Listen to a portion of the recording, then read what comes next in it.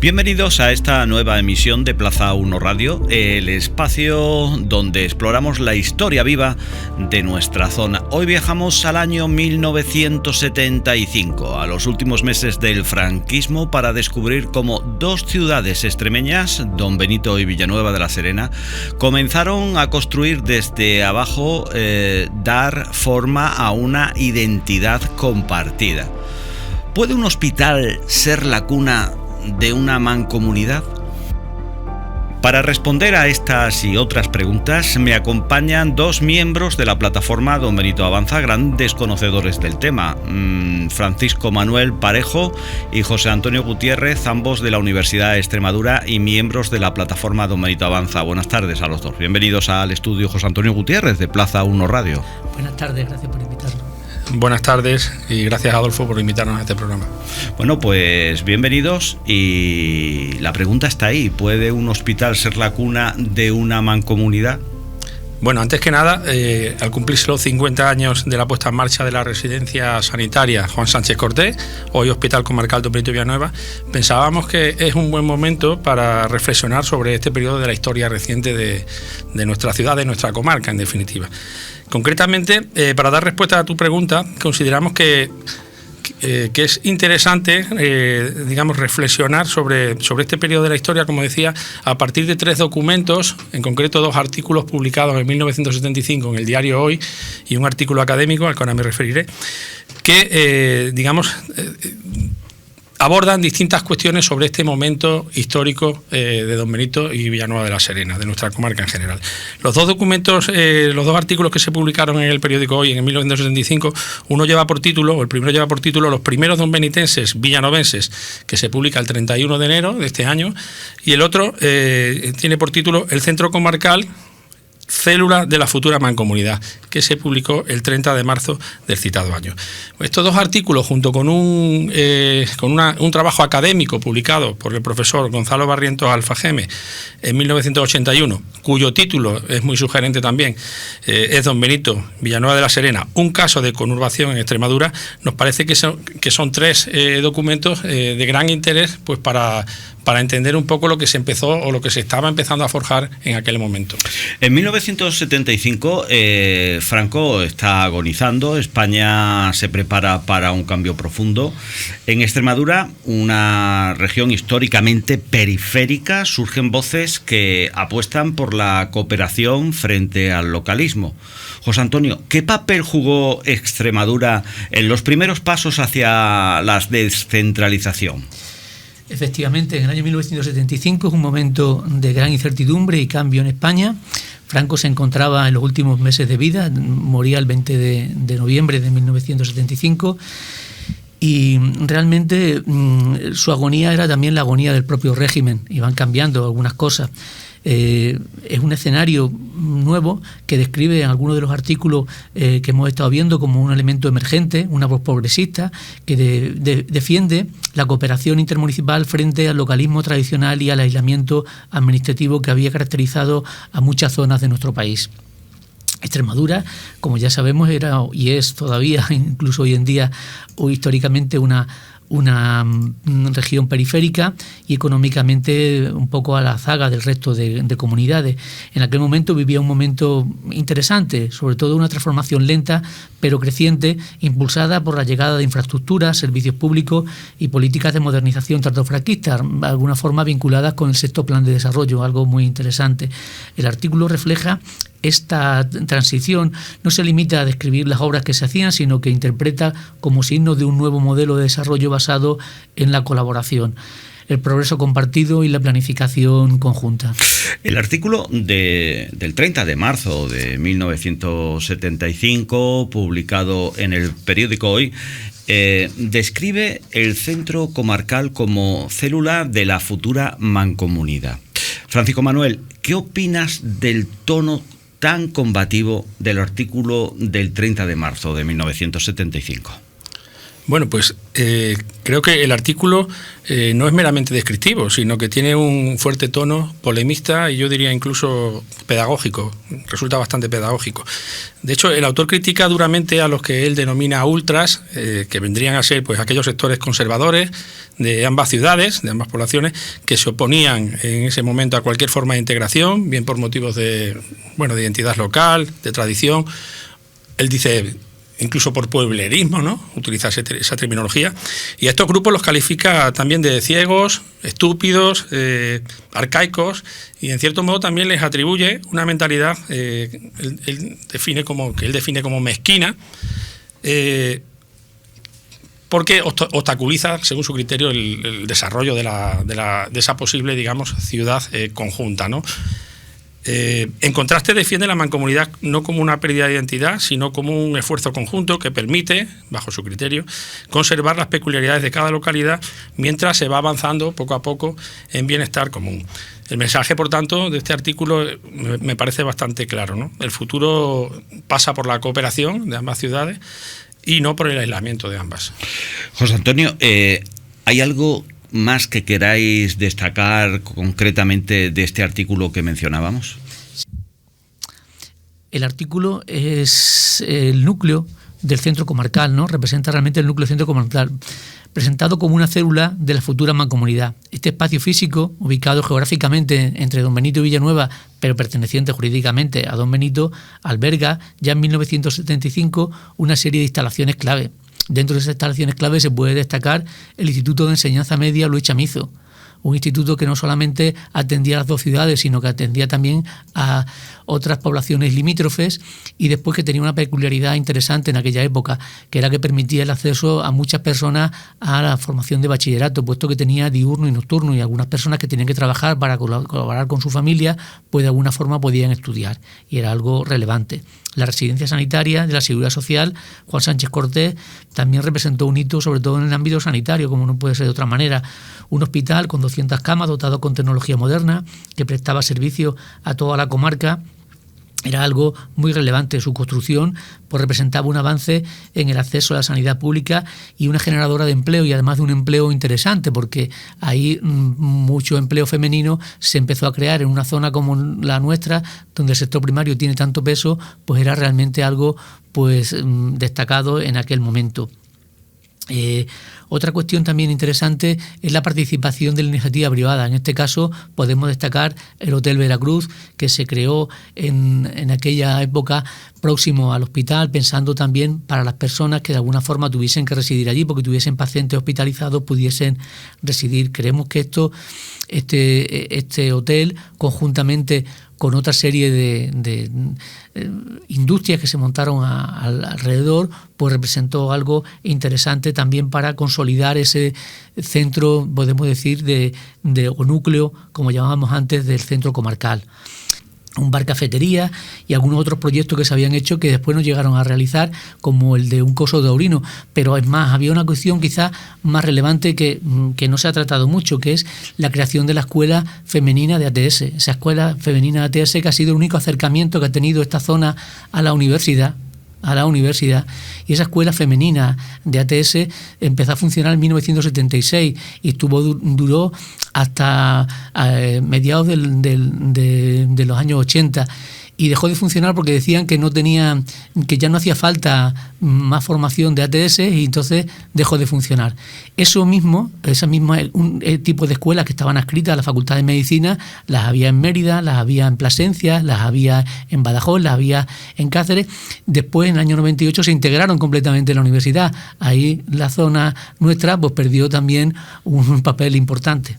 El 29 de enero de 1975 nació el primer niño en la residencia sanitaria Juan Sánchez Cortés, hoy conocida como Hospital Comarcal Don Benito Villanueva, este centro sanitario. El periódico lo proclamó como el primer ciudadano de Don Benito Villanueva. Francisco Manuel, ¿qué representó el primer nacimiento de un niño en la residencia sanitaria Juan Sánchez Cortés? Bueno, pues desde luego es un nacimiento con una gran carga simbólica, o eso creo yo. En este sentido, el artículo, que por cierto está firmado por Enrique García Calderón y acompañado por fotos de nuestro querido Diego Sánchez Cordero, relata un hecho aparentemente cotidiano, como es el nacimiento de un niño en el nuevo hospital. Pero convierte este nacimiento en un hecho, en un acontecimiento histórico y también, yo diría, institucional y con cierta carga política. En concreto, el artículo relata que a las 12:10 del 29 de enero de 1975 nacía el primer niño en el Hospital Juan Sánchez Cortés, un centro ubicado, como sabemos, físicamente en el término municipal de Don Benito, pero que fue concebido, probablemente concebido, desde su origen como un espacio compartido entre las dos ciudades, entre Don Benito y Villanueva de la Serena. Seguramente lo más relevante del texto de este artículo es que, como el periodista es capaz de transformar este nacimiento en un acto fundacional, ¿no? Eso nos parece que es significativo. Aunque legalmente el niño, que sus padres, conocemos los nombres, no sé si es oportuno decirlos, pero aunque legalmente el niño, cuyos padres son de Santa Amalia, por tanto, digamos, tienen una paternidad, digamos, amaliense, sea natural de Don Benito, porque ha nacido en términos municipal de Don Benito, el artículo lo proclama, como decía muy bien, Adolfo, con mucho entusiasmo como el primer ciudadano de Don Benito Villanueva. Es decir, el primer ciudadano de una ciudad ideal que no existe, una ciudad que obviamente no es administrativa, sino funcional y desde luego simbólica en ese momento. No se trata, por tanto, solo de registrar un nacimiento, sino también de forjar una nueva identidad colectiva, basada, en este caso, en la cooperación, en el progreso y en el uso compartido de los servicios públicos modernos. Esa es un poco la idea que está detrás, digamos, de este simbolismo del nacimiento del primer niño en esta residencia, o mejor, en este centro sanitario, ¿no? Bien, quería decir también que la residencia sanitaria Juan Sánchez Cortés, que aún no estaba inaugurada oficialmente en enero de 1975, ya comenzaba a prestar desde sus inicios, por decirlo así, servicios de maternidad. Y este detalle pensamos que no es menor, es un detalle muy a tener en cuenta. También por ese simbolismo del que hablaba antes, ¿no? El nacimiento de este niño, en este caso, es una metáfora perfecta del nuevo comienzo que representa el centro comarcal. El hospital, por tanto, lejos de ser solo una infraestructura sanitaria más, una infraestructura sanitaria muy necesaria en ese momento, pues acaba convirtiéndose en una cuna simbólica de la futura mancomunidad. José Antonio, ¿quieres añadir algo? Sí, aunque mi compañero Fran lo ha hecho muy bien, me gustaría simplemente aportar un par de ideas más que corroboran un poco lo que se acaba de decir. Además del hecho de que el hospital ya haya completado su cuadro profesional y atienda a vecinos de las localidades limítrofes, como en este caso de Santa Amalia y Valdetorres, que eran las familias que nacieron sus niños allí, muestra que su radio de influencia supera los límites municipales, consolidando de alguna manera el rol del centro comarcal real, no solamente proyectado, sino dando forma a ese centro comarcal. Curiosamente, una de las cuestiones que abordaba también Fran es que no se llegó a inaugurar la residencia, por lo menos no hemos encontrado constancia de esa inauguración de la residencia sanitaria. La fecha que se puso como inaugural para la fecha sanitaria fue ese 29 de enero de 1975, puesto que eso marcaba ya el inicio de la puesta en marcha de esa residencia. Esta ausencia del acto fundacional parece que está vinculado un poco por la dimisión en aquel momento del ministro de Trabajo, don Licinio de la Fuente, que participó en los actos del 25 aniversario de la residencia y explicó que su compromiso con el centro era realmente mayor, puesto que él tenía una gran amistad con una de las personas que más influyeron para que la residencia sanitaria se impusiese y se hiciese antes que en Mérida y en otros lugares se hiciese aquí en Don Benito, que era don Juan Sánchez Cortés. Realmente fue una figura clave en la promoción de toda esa zona y era una persona que tenía cierto interés en ese ámbito conjunto, puesto su primera mujer, era de Villanueva y era una persona bastante singular por las cosas que hizo aquí en Don Benito, y mucha gente todavía conoce su trayectoria. Fue presidente de SEAT. La gente, cuando tenía que comprarse un 600, pues iban allí y le pedían que le adelantasen la lista para comprar el 600. La verdad que una figura interesante. Además, el nacimiento de esto, no solamente un niño, porque fueron 3 niños, 2 niños y una niña, representa como una señal de vida, salud y futuro, en contraste con la imagen de atraso y carencia históricamente afectaba a Extremadura, es decir, un rejuvenecimiento interesante. La verdad es que está interesante todo lo que estáis contando, pero para ahondar más, si cabe, ¿podríamos resaltar la relación entre los 2 artículos, Francisco Manuel? Bueno, pues efectivamente los 2 artículos se complementan, son diferentes porque plantean cuestiones, digamos, de forma diferente, pero existe una complementariedad entre ambos inequívoca. Uno de ellos ofrece una visión bastante más estructural y funcional del proyecto, porque refiere o explicita, digamos, referencias a los institutos o al instituto que se creó, a los hoteles, como bien ha expuesto antes José Antonio, las industrias en torno a ese, digamos, centro neurálgico de la posible unión de las 2 ciudades, ¿no?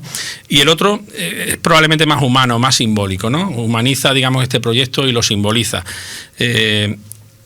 Desde luego, el hospital trasciende de ser un centro sanitario donde, digamos, aparecían inicialmente 200 camas y se convierte en un lugar donde van a hacer una nueva generación. Ese es un poco, digamos, el simbolismo de este segundo artículo al que me refería, ¿no? Van a hacer una nueva generación que por primera vez puede decirse que pertenece a las 2 ciudades a la vez. Entonces eso es muy significativo, digamos, de ese simbolismo al que me refería. Ambos artículos, que están escritos, por cierto, por el mismo autor en muy poco espacio de tiempo, con apenas 2 meses de diferencia, conforman una narrativa, por tanto, coherente, complementaria y yo pienso que también esperanzadora, ¿no? La de una comarca que, a pesar de los localismos, a pesar de las rémoras identitarias, pues está construyendo desde abajo una identidad compartida, moderna y progresista, ¿vale? Fundamentada pues en todas estas, digamos, infraestructuras que se empezaron a crear en ese momento, ¿no? Bien, estos 2 artículos son, por tanto, documentos, pensamos, clave. A pesar de ser artículos periodísticos, son documentos claves para nuestra historia y para la historia del acercamiento de las 2 poblaciones, de Don Benito y Villanueva de la Serena, ¿vale? Pues muestran cómo el progreso no solo se mide en infraestructuras, sino también en cómo los ciudadanos pueden comenzar a sentirse parte de un proyecto común. En 1981, el geógrafo Gonzalo Barriento Alfajeme publicó un estudio académico que confirmaba lo que los periodistas ya intuían. Don Benito y Villanueva ya eran una conurbación. Profesores, ¿qué es exactamente una conurbación? Bien, para definir bien lo que es una conurbación, tenemos la suerte de que Gonzalo Barriento Alfajeme pues hizo una definición con bastante precisión del concepto de conurbación. No como una fusión administrativa, sino como un fenómeno físico y funcional en el que 2 ciudades próximas pierden progresivamente su individualidad urbana con el crecimiento de sus áreas periféricas, que terminan por unirse espacialmente, es decir, se van acercando esos términos municipales, esos núcleos municipales, y entonces pues se produce esa en cierto modo pérdida que comentábamos anteriormente de sus individualidades, pero en ningún momento se produce una fusión. Lo que define literalmente Gonzalo Barrientos creo que es interesante reproducirlo. La conurbación se relaciona mejor con la yuxtaposición, con la individualidad paralela, ya se refiera a 2 o a más ciudades. Francisco Manuel, ¿qué riesgos hay si no se planifica esto bien? Efectivamente hay riesgos importantes y muy visibles. Uno de los puntos probablemente más críticos del estudio del profesor Barriento es la advertencia que hace sobre el desarrollo descontrolado del corredor entre ambas ciudades. En concreto, Barriento señala, son datos de aquella época, de 1981, que el 80% del suelo intermedio entre las 2 ciudades pertenecía al término municipal de Don Benito, pero el 60% de los propietarios era paradójicamente de Villanueva de la Serena. Esto crea un escenario bastante propicio para la especulación, donde las plusvalías pues pueden acabar beneficiando a los individuos, a los particulares, y no a la comunidad, que es lo deseable, ¿no? En este sentido, ¿no? Por tanto, sin un plan urbanístico conjunto, bien diseñado, el área, digamos, fruto de esta conurbación, pues puede convertirse en una aglomeración bastante anárquica, sin equipamiento o con equipamientos públicos insuficientes y con una calidad de vida pues bastante mejorable, ¿no? Por no decir bastante deteriorada. En este sentido, el propio profesor Barrientos abogaba por un plan parcial conjunto, por la municipalización del suelo y en última instancia también por la fusión municipal, en este caso de Don Benito y Villanueva, como una herramienta clave para garantizar una planificación, digamos, coherente en términos urbanísticos. El mejor ambiente para ir de copas en Cantina. Salir con tus amigos de fiesta en Cantina. Ven de copas a Cantina. En calle Aguadores 20, a un paso de la Pera, Don Benito. De copas a Cantina. Manuel José Sanz del Forcallo, tu podólogo de confianza, en calle Villanueva, número 21 de Don Benito. Llámanos y concierta una cita en el 924-801-609, 924-801-609. Un alivio para tus pies.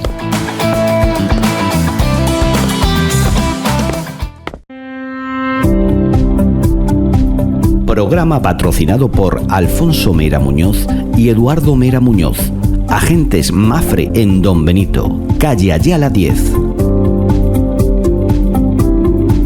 En Campanario tienes motivos para pasar por Café Bar Ecus. Exquisitos desayunos, raciones y bocadillos. Una gran terraza privada de césped artificial. Café Bar Ecus, un espacio ideal para celebraciones. Apuesta por la calidad y la excelente atención. Avenida de los Emigrantes 27, carretera de Quintana. Café Bar Ecus, en Campanario. Contacta con el 657 310690. 657 310690. Café Bar Ecus, en Campanario.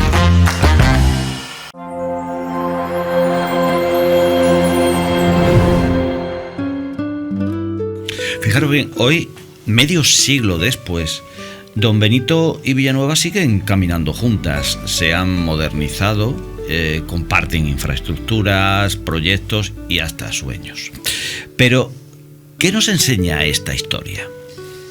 Bien, esto habría que reflexionar bastante sobre esta historia y ojalá nuestros políticos de los dos ayuntamientos reflexionasen sobre esta historia y el conjunto de la ciudadanía, que es una de las cuestiones que más nos interesa. Pero podemos decir que el progreso no siempre viene de arriba, que una ciudad puede nacer en un hospital, en un instituto, en un hotel, que la cooperación siempre vence al localismo. Creemos que esa es la idea, que la cooperación siempre está por encima del individualismo. Bien, y yo añadiría también que a veces, por seguir con esta, digamos, senda simbólica que estamos utilizando con uno de los artículos, que a veces también el futuro empieza con un niño que no es de una ciudad, sino que es de dos ciudades a la vez, como era el caso que narrábamos antes, ¿no? El ejemplo de Don Benito y Villanueva en este sentido demuestra que la cooperación vence al localismo, como decía José Antonio. Yo les propondría a todos ustedes y por supuesto a estos dos profesores de la Universidad de Extremadura que están reflexionando en torno a este fenómeno de estas dos ciudades que están pues condenadas a un día pues ofrecerse servicios mutuamente, que ya lo hacen. Les propongo cerrar con una reflexión final. Si hoy les escucharan los jóvenes de ambas ciudades, ¿qué mensaje le dejarían los profesores de la Universidad de Extremadura hoy que nos han acompañado para hablar de este asunto?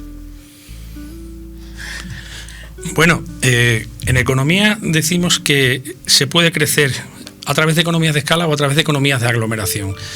Para crecer a través de economías de escala tienes que tener una escala elevada o un tamaño, digamos, una dimensión elevada. Si no tienes esa dimensión, lo mejor es crecer a base de cooperación. ¿Cómo? A través de economías de aglomeración, que es un poco lo que pretende, digamos, la cooperación que se plantea con este proceso de fusión entre las dos ciudades.